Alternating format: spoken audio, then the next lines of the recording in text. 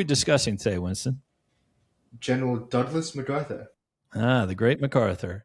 We are only going to discuss, just for time limitations, his World War II and pre-World War II activities. For post-World War II, we'll have to do maybe a separate episode. But let's jump into it.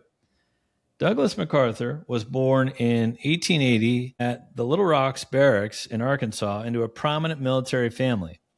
His father was U.S. Army Captain Arthur MacArthur, a Civil War hero and Medal of Honor recipient. MacArthur's mother, Mary Pinky MacArthur, strongly influenced his education and ambition. What was his early life like? Well, to talk about Douglas MacArthur, you need to know more about his father. So his father was this young soldier during the Civil War who, at the Battle of Missionary Ridge, charged up Missionary Ridge, which is this massive mountain-like structure, and led on his regiment at only 18 years old and grabbed his regiment's flag and said, "Onward, Wisconsin," which became kind of like a Wisconsin state motto for a large period of time. And his father then became a brigadier general at the end of the war and essentially spent the next 40 years of his life as a rising star in the U.S. Army. And then eventually, by like roughly 1900, he is the highest ranked soldier in the Army. So his father is this true legend of American history, where at this young age he did this dramatic act and won the Medal of Honor, led his regiment through some of the bloodiest battles of the Civil War, and then became this famous general of the frontier for the next 40 years. And MacArthur had to grow up in that shadow. And unlike other World War II generals who were born into civilian life, MacArthur was born on a military base, surrounded by soldiers, surrounded by this martial attitude. He had a lot to live up to, and he, in fact, exceeded his father's accomplishments, which is hard to do. Yeah. Very hard to do. But during his early life, he was very nomadic. He never really had a true home because his father would always move military bases. Sometimes he would be in Arkansas, sometimes in Texas, sometimes California, sometimes even in New Mexico and Kansas. So he truly got to see almost all of America because he was born in Arkansas, but then spent a lot of his time in California, then spent some time in Texas, then New York, but he never had a true home. And because his father was so busy being this hero of the US Army, he was raised by his mother mostly. And he said of his mother that she was the one who kind of pushed him to be a soldier and saw his destiny and wanted him to live up to it. So she was the one pushing him to do well in school. She pushed him to be a quarterback for his local school that he went to for a few years. She pushed him to do all these different things in order to live up to his father. But also, what's unique is his father's from Wisconsin, a northern state, and his mother is from the South and had relatives fight for the South. So MacArthur is truly influenced by both sides, and he got almost all of American culture and saw all of America from different perspectives, all in just a few short years. Yeah, he definitely grew up as a classic military brat and went to West Point, where he graduated first in his class in 1903, despite facing hazing and isolation. How was his time there? It was rough, to say the least. He was bullied a lot. He was hazed a lot. Most of that was because he viewed himself as this, great figure who was so intelligent, so talented, which he was. Because again, this is a guy who was both deeply intelligent, but also one of the star football players. He was quarterback. He was one of the star, track stars. He was a star baseball player. He could do anything. He was the best at almost everything. So he was bullied for a lot of jealousy, but also his father was so on top of everything in the military that he was kind of bullied for his family position and the fact that he never was. This guy never grew up in a civilian life, so he was very headstrong, and he actually had multiple quotes where because he was so talented, but he never had that many true friends, he essentially learned that to be talented, to do stuff in life, he couldn't trust anyone else, which Yeah. caused some of his more difficult personality that would shine through in World War II. Yeah, it's lonely on the mountaintop for sure. Yeah, but he did also testify before Congress because one West Point cadet, I forget where he was from, committed suicide because of all the hazing he got. So Congress had this whole investigation, and MacArthur, because of some of his family connections and because of the fact that he was himself hazed, went before Congress and talked about reforms that needed to happen, his experience being hazed. So already he was being, maybe not groomed for greatness, but was already in the spotlight, to say. Right. And we'll come back to West Point here in a minute. But he serves in the Philippines early in his career, gaining familiarity with a region he would later defend in World War II. What was his early assignment like? And do you think he struggled early in his career to escape his father's shadow? So he graduated in 1903, and he was actually on his father's staff for a few months as kind of like an engineer to help build bridges, roads, stuff like that. Then he was sent as in like a scout to Bataan in the Philippines, a place where he would later earn national fame. But he went to the Philippines, but then contracted malaria and did a few more months of scouting, but then was sent home again as his father's aide for a trip to Japan, where he would help advise the Japanese army, and they would see Port Arthur and these future battles during the Russo-Japanese War, and he was very competent in his job, so he was sent to an engineer school in 1907, and actually was a military aide for Teddy Roosevelt in 1908. So most of that was because of connections that his father had, but when he was separated from his father, such as in the Philippines, he did well. But with those family connections and the fact that his father was just this living legend, he usually could get whatever he wanted. If he wanted a post, he could get it. So people like Eisenhower, who had to work and sweat to get these positions, MacArthur had it easy. But it wasn't like he was this incompetent. He was very good at his job. So he had kind of both. He had the nepotism part, but also he had the talent to back it up. Yeah, because I mean, opportunity is one thing. Lots of people are given an opportunity, but you have to have the talent to do something once you get there. Well, during World War One, he becomes one of the youngest generals in the U.S. Army and earns multiple decorations. Where did he serve during World War One?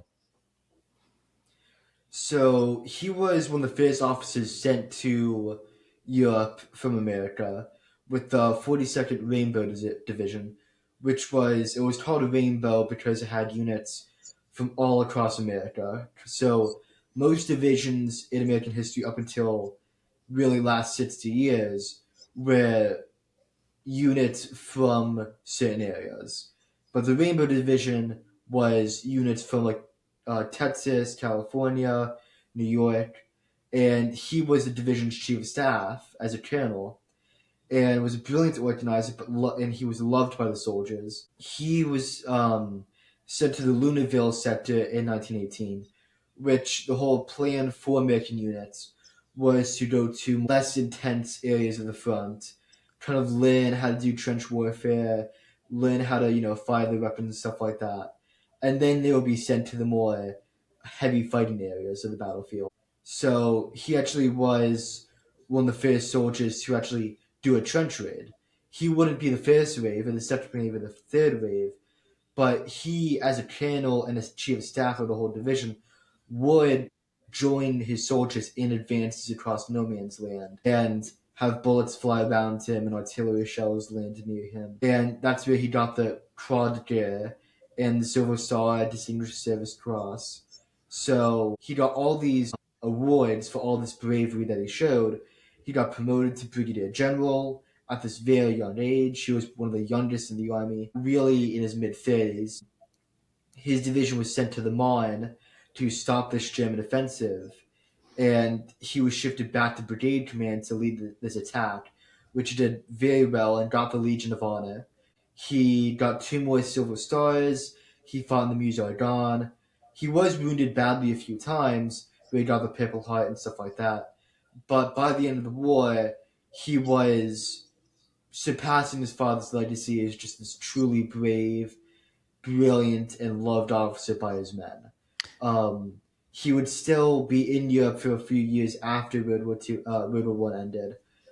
He would return to New York in 1919 for a few big parades, but he was the Army's youngest major general by the end of the war. And then when the Army shrunk in size, he kept his rank as a brigadier.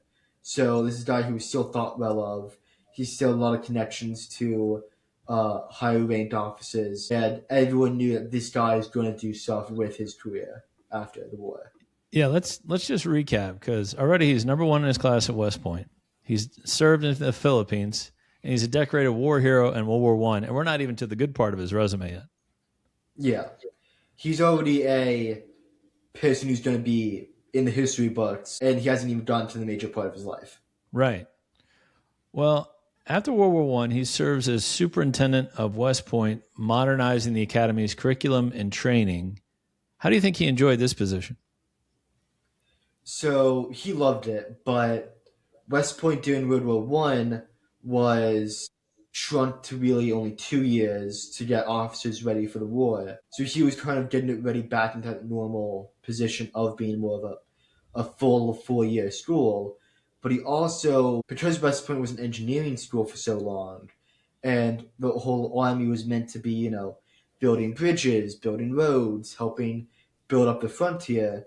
Um, he wanted to turn the school into more of an actual military school, based off of like Saint Cyr in France and Sandhurst in London. So he wanted to get more funding for the school. He trained the cadets in more modern tactics that he saw in World War One.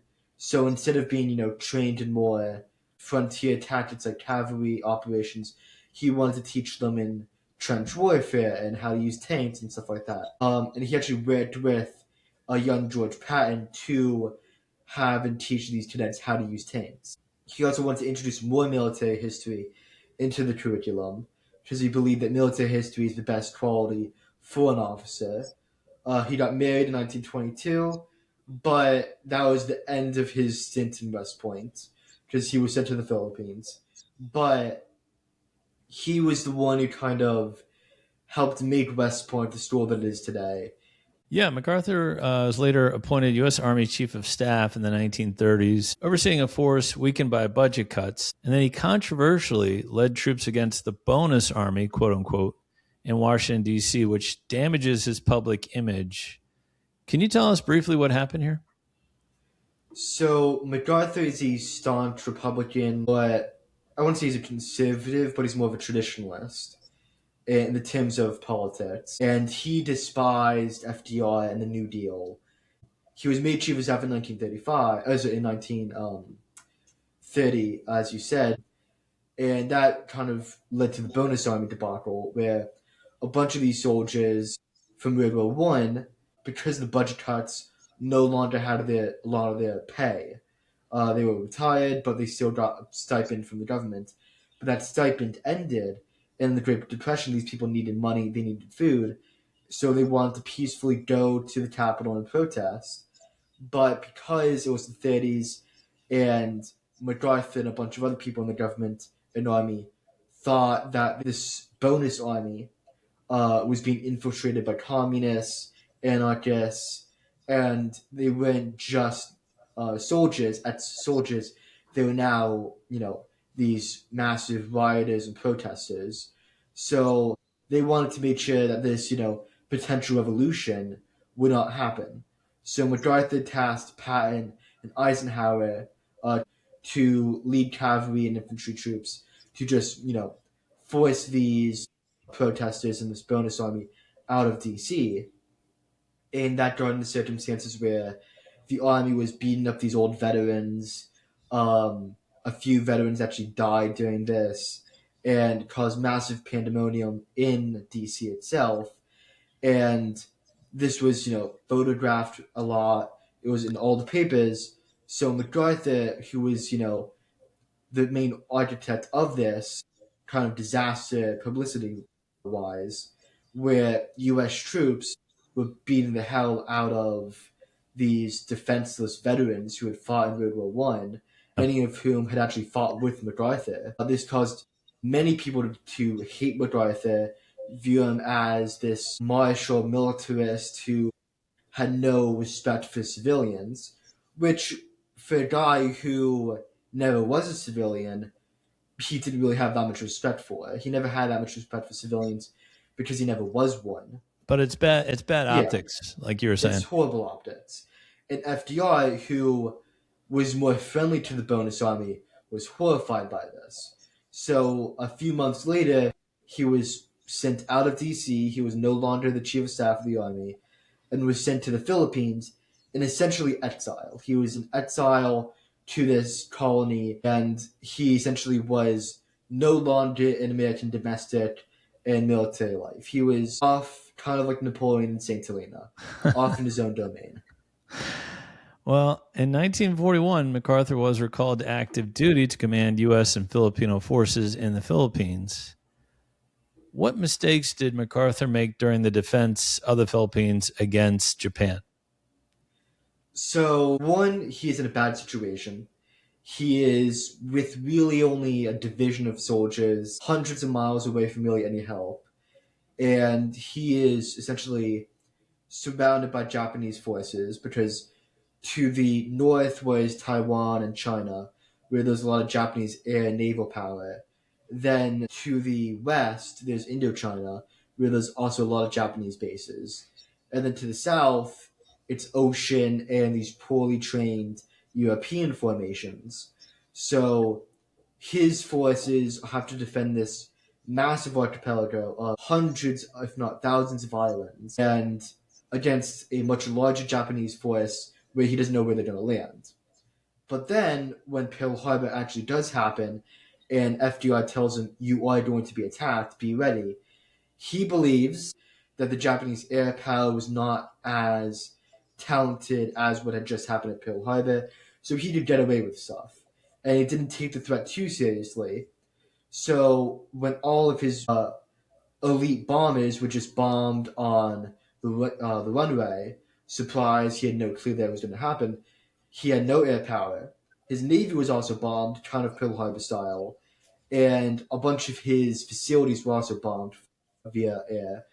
So MacArthur, in just a few hours, the Pacific Fleet was gone. Hong Kong was being attacked. Singapore was being attacked. And MacArthur no longer had any air power or naval power. So all of his troops were now stuck in Manila, with thousands of Japanese troops now landing across the archipelago. Then he had to follow this plan that had been set up before the war to fall back to this Bataan Peninsula. So it's a little peninsula to the west of Manila that's pretty defensible and pretty strong for a defense position. But while he retreats from Manila, he fails to take a lot of food with him. So his troops fall back to Manila with, ammunition, supplies, but they don't have food. And so when the Japanese troops surround him in this peninsula, there's nowhere to go, really. He doesn't have food to last that many more months. And also, his troops are not well trained enough to survive against some of these elite Japanese formations.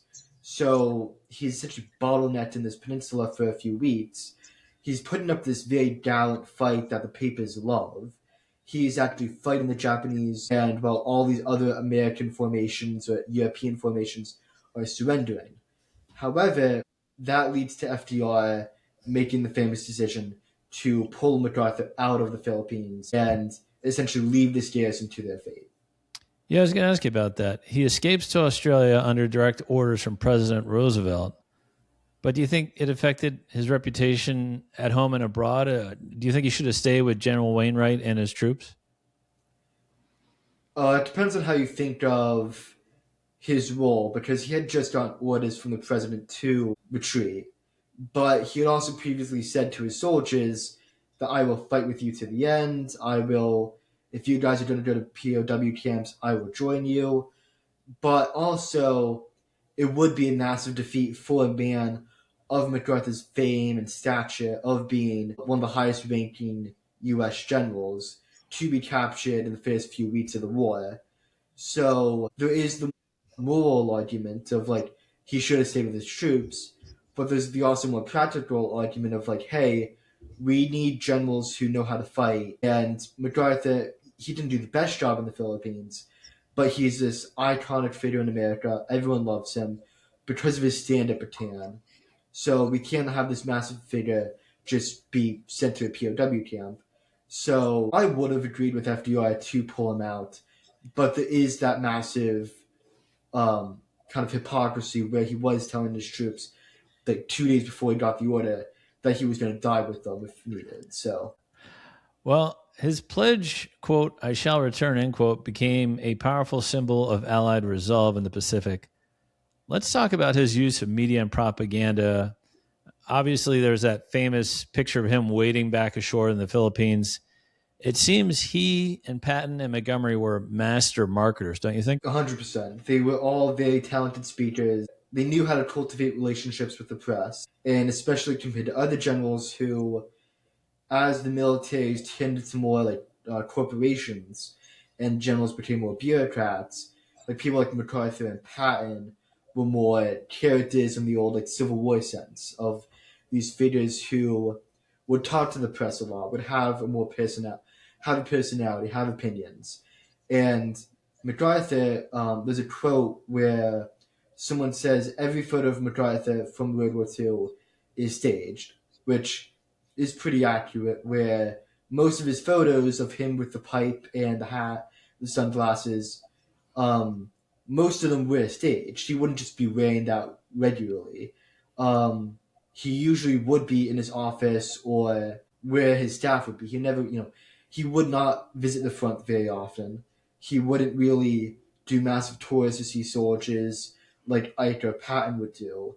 He was more reserved, and he also famously had contempt for Australian troops, so he never really visited the Australian troops. But what he would do is, if the press was outside, he would always, put on the hat, put on the pipe, put on the sunglasses, and pose and deliver some witty remarks to the press.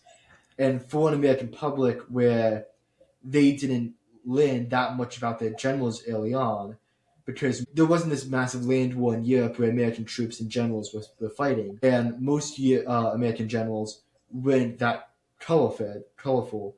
They were very reserved, very focused on their work, more like corporate CEOs, more behind the shadows. So MacArthur being so open and talking to the press so much made him this famous figure in America. So there's a poll done of Americans in 1945 of who do you credit for winning the war.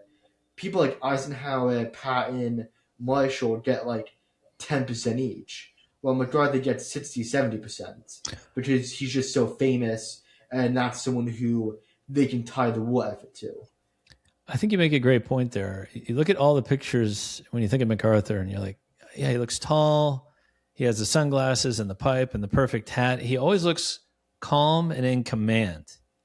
Now, even if that wasn't the case, the pictures kind of showcase that, and maybe that's why he got such a high vote there on who was Yeah. responsible for winning World War II. During a war where so many people are dying, so many battles being lost, especially early on, it's him having that facade of being very strong, calm, and brilliant. That's what made so many Americans view him as the man responsible for winning the war. Because also, Americans, especially in the first few years, didn't really care about Hitler or the war in Europe. They cared about Japan and who's delivering us victories in the Pacific. So that's why Nimitz, Halsey, Patton, Doolittle, those are the names of people that were just famous to the American public. Yeah, MacArthur led the Southwest Pacific Campaign, advancing through New Guinea, inland Philippines via island hopping. How did MacArthur's strategy of island hopping differ from the Navy's preferred approach?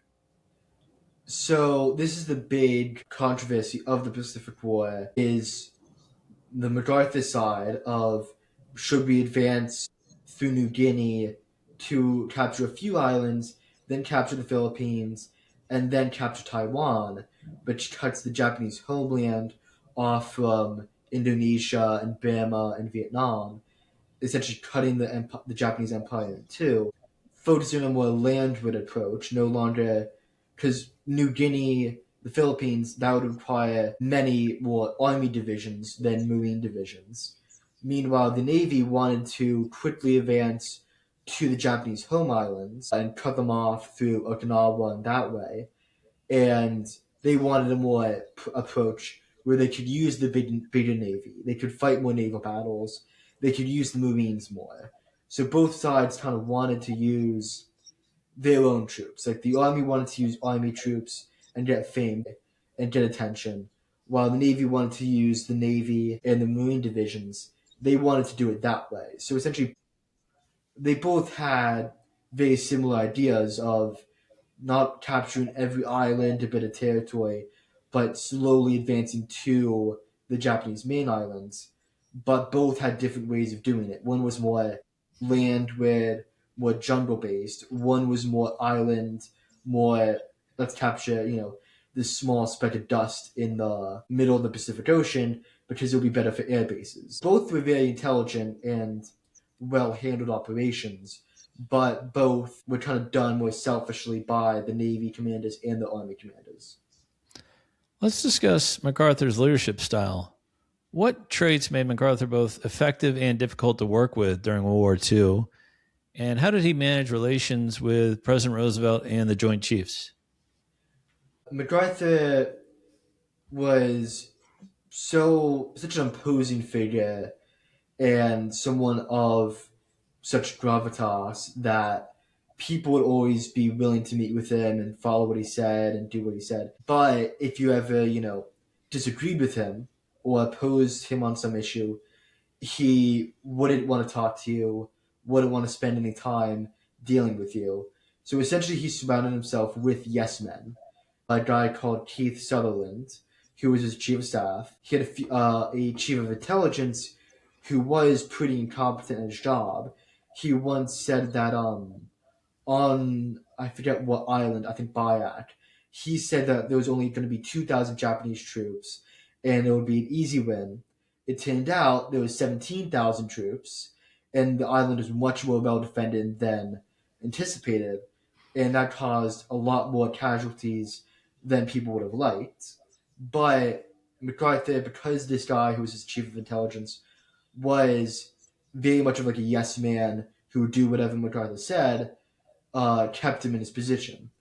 But MacArthur also managed to find people who could manage to tell him what to do, kind of thing.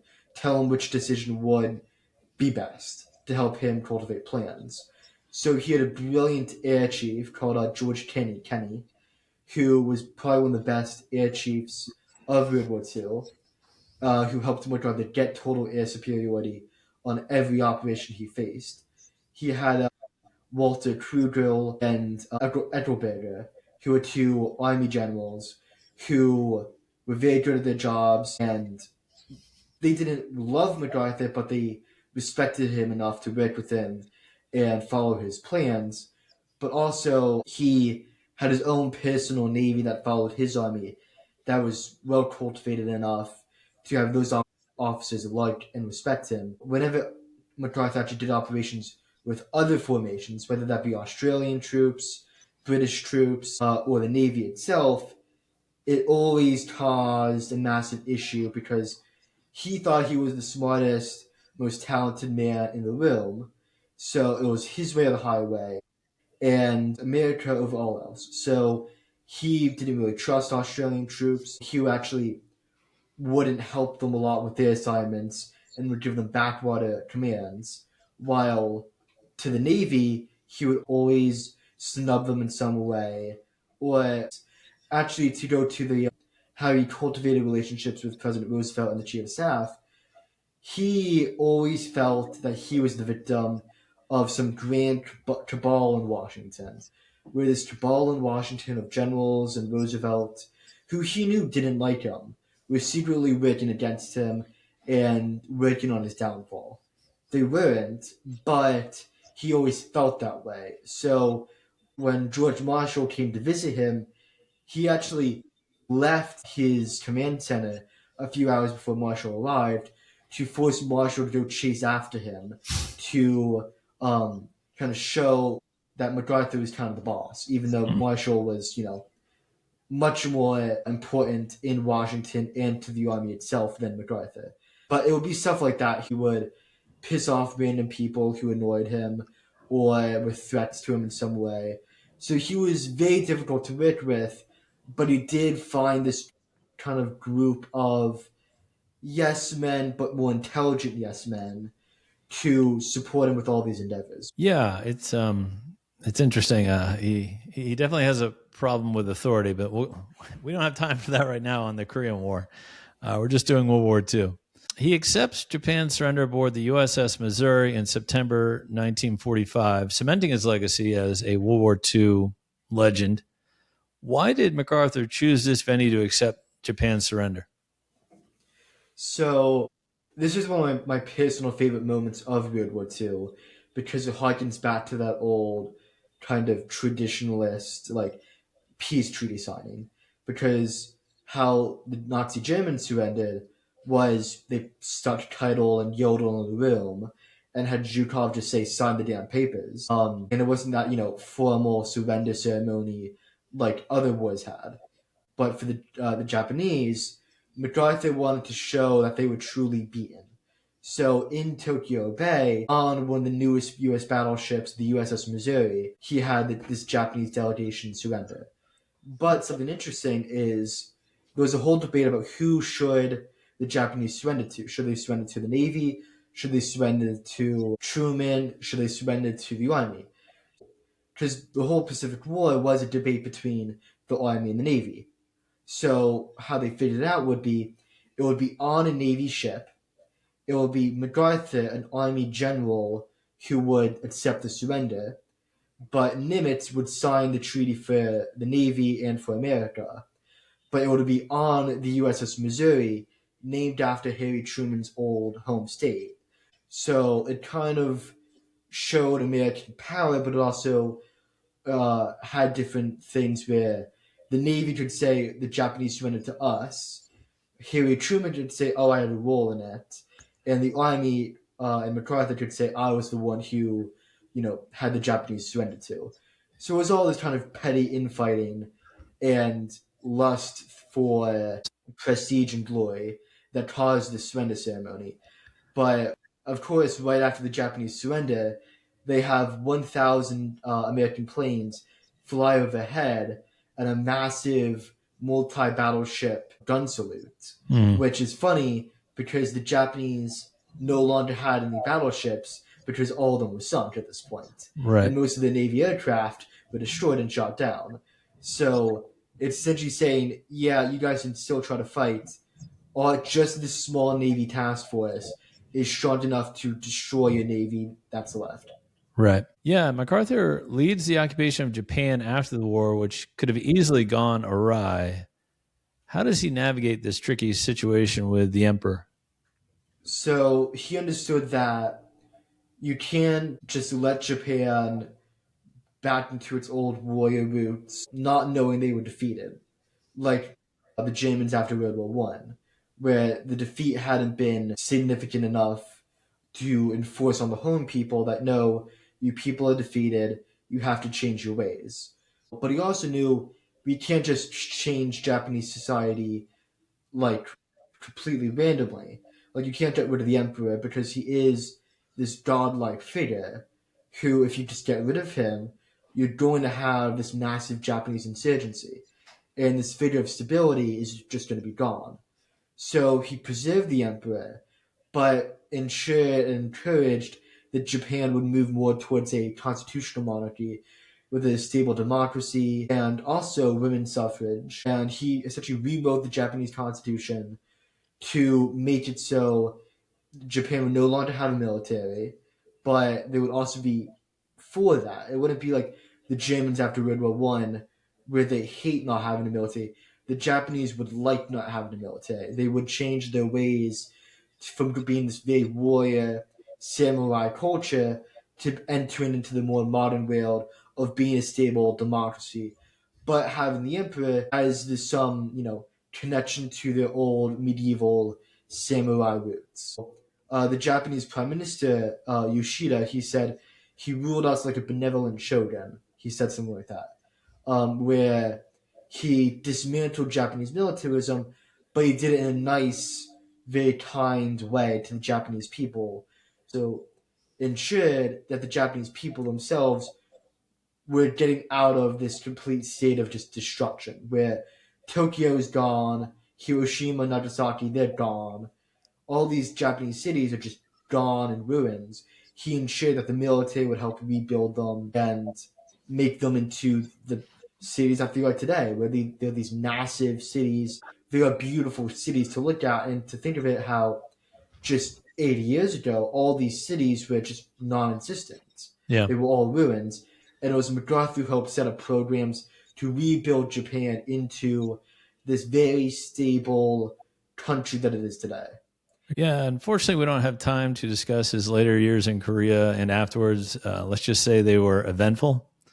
He dies in 1964. And I'm going to ask you about his World War II legacy in a minute.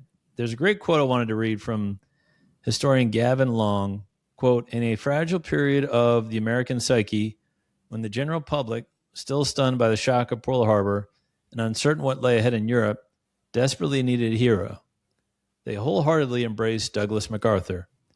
Good press copy that he was. There simply was no other choices that came close to matching his mystique, not to mention his evocative lone wolf stand, something that has always resonated with Americans. What do you think his legacy is in World War II? He's really the last of this more colorful age of generals, where they're not just corporate CEOs, they're very much like their own people who do their own certain things and are very lone wolf. And MacArthur had this great quote that I love, and I'm paraphrasing, but it's the day after he heard about the bombing of Nagasaki, he said, "Men like me are no longer needed in the world. So men like me are going to disappear from this world." And I love that quote because you don't see a general that colorful, that, polarizing really again, at least in the West. Um, Generals very corporate, they're very much like CEOs now. You have like people like Schwarzkopf who are very successful, but you don't have the same reverence and more like sainthood that MacArthur had during those years of World War II. But as a general, he's very debatable because he was absolutely abysmal during the Philippines and pretty mediocre during some of his campaigns in New Guinea. But his Admiralty Islands operation, where he essentially outflanked and surrounded a whole Japanese field army and just pinned them into this one little city called Labao for 4 years, essentially ensured that hundreds of thousands of Japanese troops would just be left behind the lines, starving to death, as MacArthur's main thrust could continue to advance. Um, he wasn't the best at predicting, enemy strength. He said that, before they invaded the Philippines in 1944, he estimated that the Japanese strength would be roughly 400,000. It was actually 2.5 million. And that caused this very bitter, long slog throughout the Philippines, where he wasn't really tactically involved, but from a more strategic point of view, he kept shifting the goalposts. So they famously land at Leyte, but then after a few weeks, he lands north of Manila and takes troops away from Leyte to land at Manila. The Battle of Manila is called the Asian Stalingrad. It's this very bitter, bloody fight which destroys the city, but it's slow. There's not that many gains to be won. And the Philippines campaign is very well handled on the actual operational level, but on the more strategic and tactical level, it's not the best. So it's this man who has massive, massive highs, but also massive, massive lows. So that adds to the mystique of MacArthur of he's so complex. Like people say Napoleon's complex, MacArthur's far more complex. In terms of how he likes certain people, but then also how he hates certain people. How he, can win these brilliant victories, but then also have massive setbacks. But to end the whole MacArthur tangent that I'm having right now, he is the hero America needed. He is this symbol of defiance, confidence, but also drama, where Americans like that. Americans like someone who's an individualist, a lone wolf, who is successful and can do the job that they're given. Well, he was flawed. I think he was a flawed person, like all of us are. But he could be brilliant and have great speeches, but he could also be very petty and not listen to people. Yeah, he's petty. I think that's the way to describe MacArthur on a more personal setting, but more flawed is the term to describe him on a more general military point of view, where after he has success, he kind of becomes overconfident in his abilities and in his troops, where he thinks, oh, I just won this great victory, my troops and I can do anything from now on.